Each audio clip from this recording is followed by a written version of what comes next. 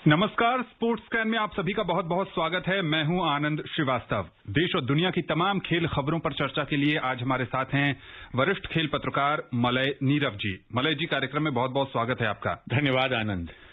Cricket और football के साथ और भी ढेर सारी खेल खबरें हैं, लेकिन सबसे पहले हेडलाइंस। भारत और इंग्लैंड के क्रिकेट श्रृंखला के कार्यक्रम की हुई घोषणा। आईसीसी वनडे रैंकिंग में विराट कोहली और रोहित शर्मा टॉप 2 में कायम। यूएफए चैंपियंस लीग में अंतिम 16 का लाइनअप तय। और फुटबॉल लीजेंड पाउली रॉसी का निधन। इंग्लैंड की टीम जो क्रिकेट श्रृंखला खेलने भारत आ रही है, उसका ऐलान हो गया है। कब और कहां होंगे मुकाबले, आइए सुनते हैं मनीषा खन्ना की इस रिपोर्ट में।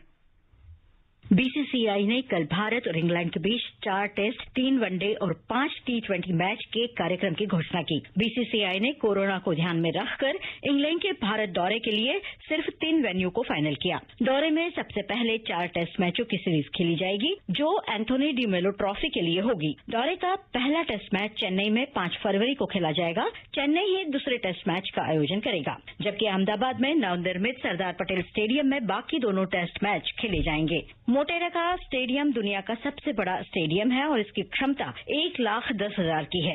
यह स्टेडियम पिछले साल के कोलकाता के पहले मैच के बाद भारत में दूसरे डे नाइट टेस्ट का आयोजन करेगा। इसके बाद 12 मार्च से 5 मैच की टी20 सीरीज खेली जाएगी। इस सीरीज के सभी मैच अहमदाबाद में ही खेले जाएंगे। टी20 सीरीज का अंतिम मैच 20 मार्च को खेला जाएगा। वहीं 23 मार्च से वनडे सीरीज की शुरुआत होगी। 28 मार्च को वनडे सीरीज का आखिरी मैच खेला जाएगा। वनडे मैचों की सीरीज के सभी मुकाबले पुणे में आयोजित होंगे। कोरोना की वजह से 10 महीने बाद कोई टीम भारत दौरे पर आ रही है। इससे पहले मार्च में साउथ अफ्रीका ने भारत का दौरा किया था। दोनों के बीच खेली जाने वाली वनडे सीरीज कोरोना की वजह से रद्द करनी पड़ी थी। Manisha Khanna, sports scan. Malay ji, bio bubble जो एक टर्म इजाद हुआ है, भारत में चुनौती रहने वाली है। बिल्कुल, लेकिन देखिए, जहां तक भारत का प्रश्न है, भारत और भारतीय क्रिकेट कंट्रोल बोर्ड जो आज भी उन्होंने घोषणा जब हुई, जब उनसे पूछा गया कि क्या इस मैच में दर्शक अलाउड होंगे नहीं होंगे, उन्होंने कहा जो सरकार कहेगी वो हम करेंगे। जी। तो बायो बबल तो रहेगा ही रहेगा। बायो बबल नहीं रहने से जो समस्याएं होती हैं वो आज भी हम देख रहे हैं जी, किस तरह से समस्याएं पैदा हो रही हैं। तो बायो बबल का ये है कि जो भी टीम भारत आए और जो भारतीय टीम यहां खेले, उसको आइसोलेशन में इस तरह से रखा जाए ताकि किसी से किसी को संक्रमण फैलने की कोई गुंजाइश नहीं रहे। मगर बात मुख्य रूप से यह है कि जब मोटेरा में 1,10,000 की क्षमता वाले स्टेडियम में मैच होने जा रहा है और वो मैच काफी दिनों बाद मोटेरा में खेला जाएगा और 2-2 मैच जब वहां निर्धारित हैं कि खेले जाने हैं, और बीसीसीआई ने बड़े ही सोच समझबूझ के साथ ये काम किया है कि उन्होंने सिर्फ 3 वेन्यू चुना है, चेन्नई, अहमदाबाद और फिर पुणे, एक दिवसीय श्रृंखला के लिए। तो इसमें देखना ये होगा कि किस तरह से बिल्कुल जिसको कहते हैं कि बेदाग ये टूर्नामेंट आगे बढ़ता है। आपने बेदाग की बात की। एक दाग तो नहीं कहेंगे, लेकिन थोड़ी सी कंट्रोवर्सी हो गई है। इंग्लैंड और दक्षिण अफ्रीका के बीच जो श्रृंखला होनी थी, वहां पर सबसे पहले कुछ लोग कोरोना पॉजिटिव पाए गए। अब इंग्लैंड और वेल्स क्रिकेट बोर्ड के मुख्य चिकित्सा अधिकारी निक पियर्स ने पुष्टि की है कि दक्षिण अफ्रीका में उसके 2 सदस्य जो संभावित कोविड-19 से पॉजिटिव थे, अब निगेटिव पाए गए हैं। दक्षिण अफ्रीका दौरे पर गई इंग्लैंड की टीम जिस होटल में रुकी थी, उस होटल के 2 स्टाफ भी कोविड-19 पॉजिटिव निकले थे। इसके बाद पूरी वनडे सीरीज रद्द हो गई है और इंग्लैंड की टीम आज स्वदेश लौट रही है।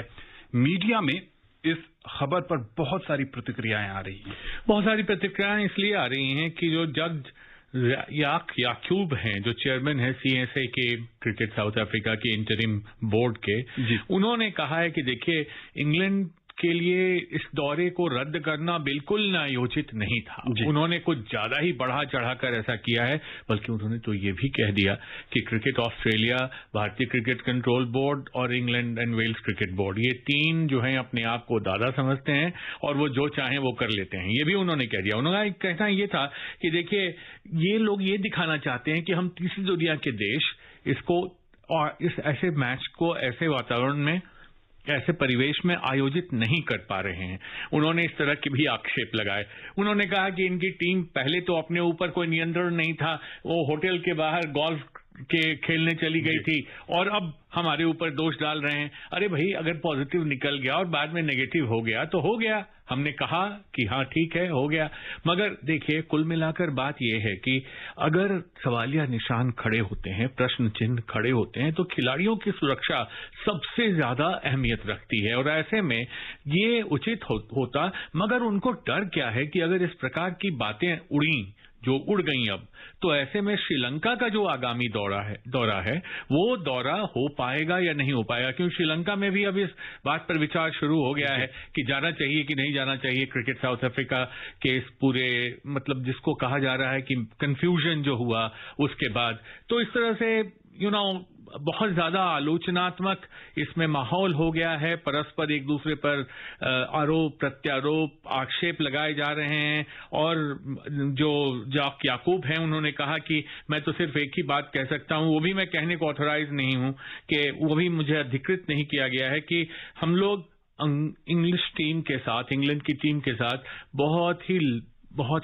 मतलब कोई कड़ाई बरत नहीं रहे थे। अगर हमने कड़ाई बरती होती तो और अच्छा होता।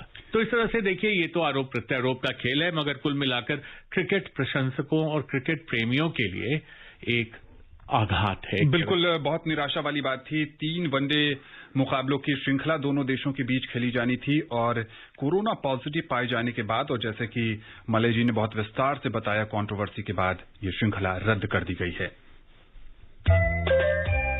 भारत और ऑस्ट्रेलिया के बीच मेलबर्न क्रिकेट ग्राउंड पर खेले जाने वाले दूसरे टेस्ट में हर दिन 30,000 दर्शकों को स्टेडियम में आने की अनुमति होगी। क्रिकेट ऑस्ट्रेलिया ने कल इसकी घोषणा की है।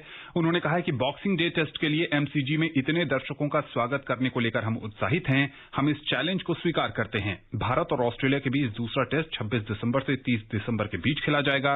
इससे पहले कोरोना के चलते क्रिकेट ऑस्ट्रेलिया ने सिर्फ 25,000 दर्शकों को प्रतिदिन मैच देखने की अनुमति दी थी। जो वनडे श्रृंखला हुई और T20 सीरीज हुई, उसमें भी हमने देखा कि दर्शक हौसला बढ़ा रहे थे।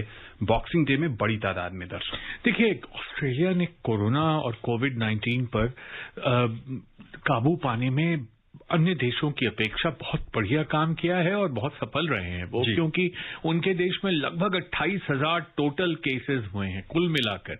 तो उनको ये विश्वास है, और जिस तरह से वो स्ट्रिंजेंट नियम लगाए हुए हैं, सख्ती से उसको लागू करते हैं, और जिस तरह से वहां की भीड़ जो है, जो जाती है, जो दर्शक हैं, वो भी अनुशासन का पालन करते हैं। इस प्रकार से अगर अनुशासित रहते हुए, इस तरह की चीज, माफ करिएगा, अमेरिका में देखने को नहीं मिल रही है।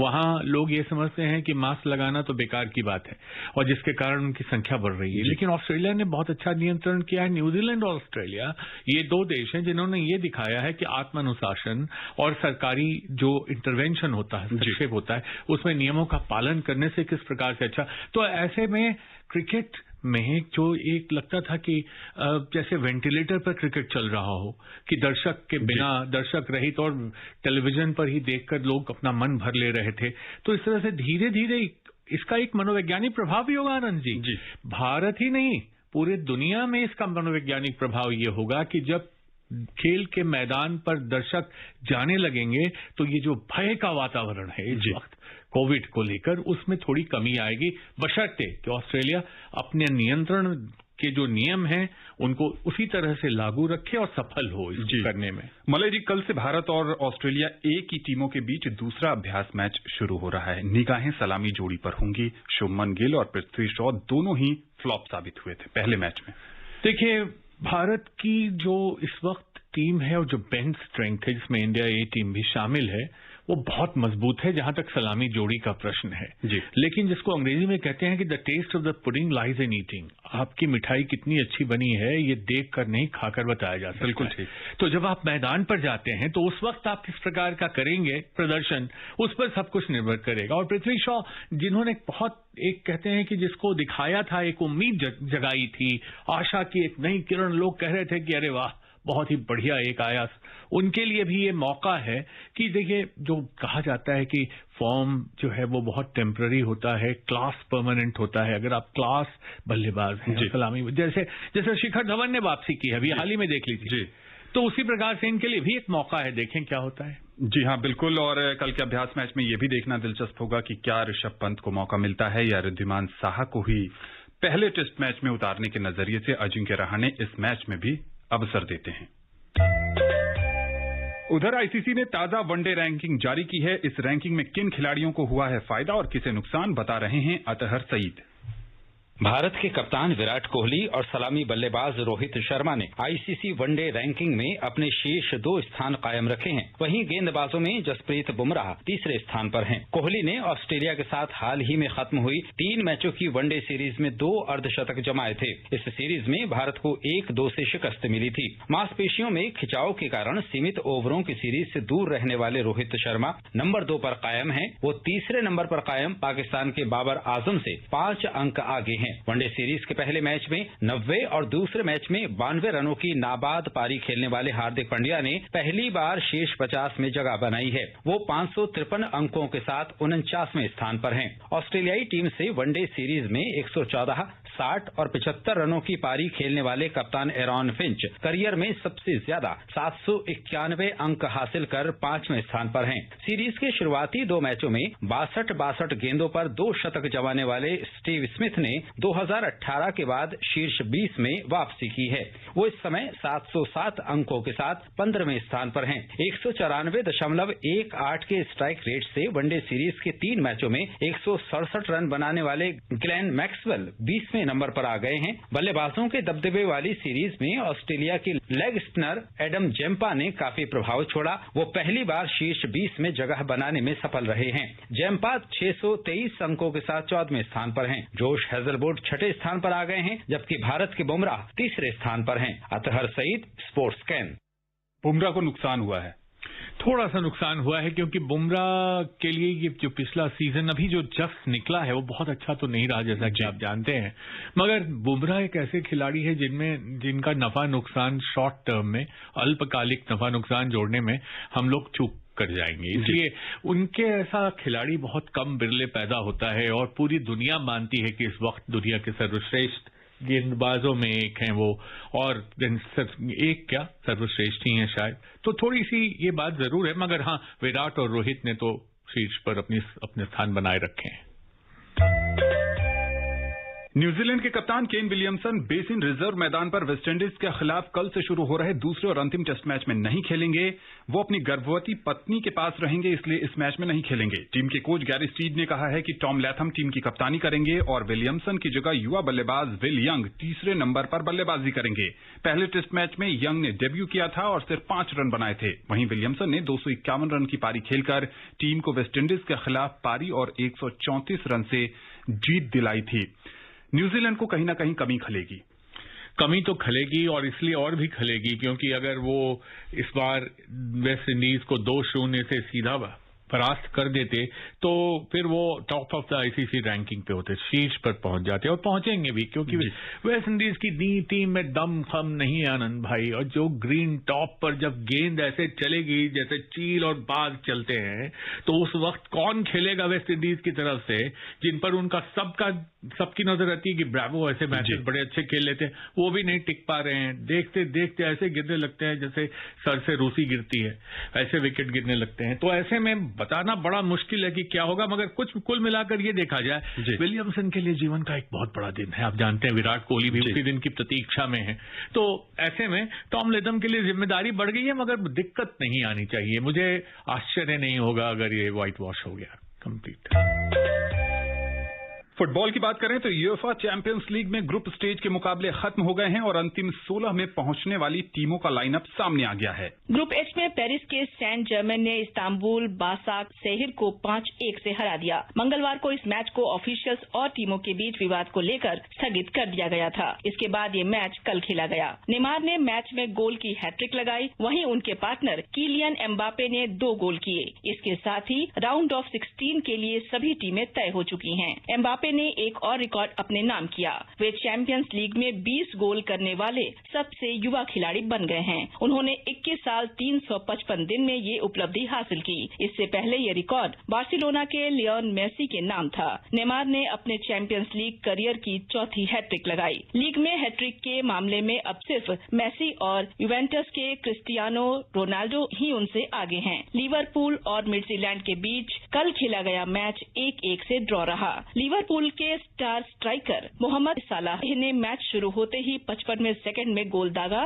जो कि क्लब के लिए सबसे तेज गोल करने का रिकॉर्ड है। इसके साथ ही सालाह ने लिवरपूल के पूर्व कप्तान स्टीवन जेरार्ड के चैंपियंस लीग में सबसे ज्यादा गोल के रिकॉर्ड को भी तोड़ दिया। सालाह के लीग में 22 गोल हो गए। जेरार्ड ने चैंपियंस लीग में 21 गोल किए थे। उधर रियल मैड्रिड ने कल खेले गए मैच में बोरुसिया मोइनचेनग्लैडबाख को 2-0 से हरा दिया। मैड्रिड के लिए करीम बेंजीमा ने दोनों गोल दागे। इस जीत के साथ रियल मैड्रिड अंतिम 16 में पहुंच गया। हालांकि हार के बावजूद मोइनचेनग्लैडबाख ने भी अंतिम 16 में जगह बनाई। मोइनचेनग्लैडबाख की टीम पहली बार चैंपियंस लीग के अंतिम 16 में जगह बनाने में कामयाब हुई है। Alka Singh, sports scan. Legend football खिलाड़ी पाउलो रॉसी का निधन हो गया है। आइए सुनते हैं उनके पूरे करियर को समेटे ये रिपोर्ट।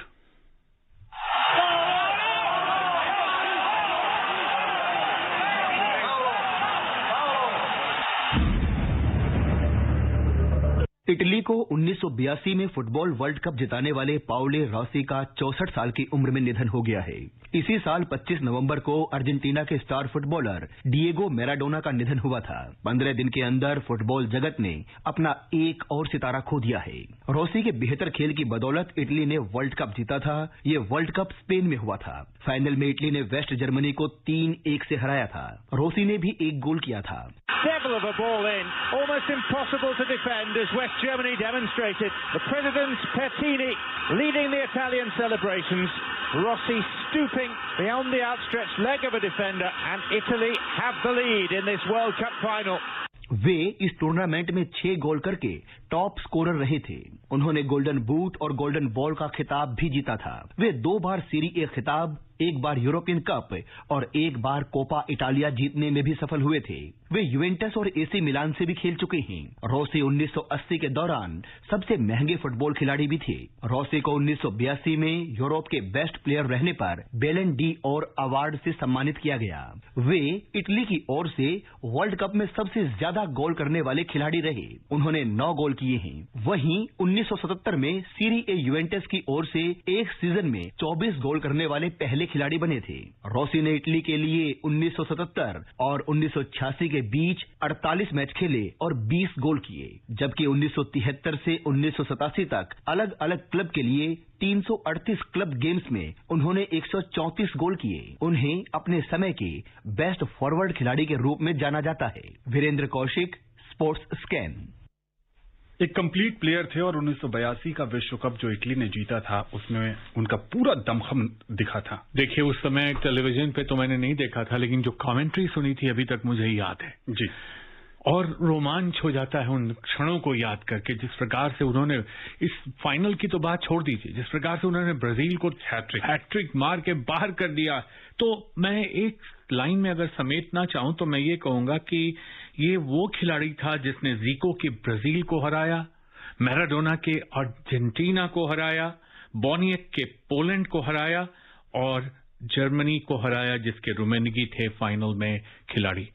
इनकी महानता इसी बात से बयां की जा सकती है कि जो दुनिया के बड़े बड़े नाम थे, जो बड़ी बड़ी टीमें उन नामों पर इतराती थी, उनको कहीं का नहीं छुड़ा। और खेलने के बाद मुझे याद है जब गोल्डन बूट और गोल्डन बॉल दोनों रॉसी को मिला तो उसने कहा कि एक तरफ तो पूर्ण काम हो गया जीवन, ऐसा लगता है कि मिल गया, पर दूसरी तरफ लगता है कि ये खत्म क्यों हो गया विश्व कप। तो खेलने का जो जज्बा था उस खिलाड़ी में, जो महान खिलाड़ियों में देखने को मिलता है, वो था। जी हाँ, बिल्कुल। चलते चलते हम अपने श्रोताओं को बता दें कि आईएसएल में इस समय ईस्ट बंगाल का सामना जमशेदपुर एफसी से हो रहा है और कल रात जो मुकाबला हुआ था उसमें मुंबई सिटी एफसी ने चेन्नईयन एफसी को 2-1 से हरा दिया था। मलय जी, अब समय नहीं है कि इस पर या किसी और खबर पर आपसे चर्चा की जा सके। स्पोर्ट्स स्कैन से जुड़ने के लिए आपका बहुत बहुत शुक्रिया। धन्यवाद। स्पोर्ट्स स्कैन का आज का अंक यहीं समाप्त होता है। पूरी टीम को दीजिए अनुमति। नमस्कार।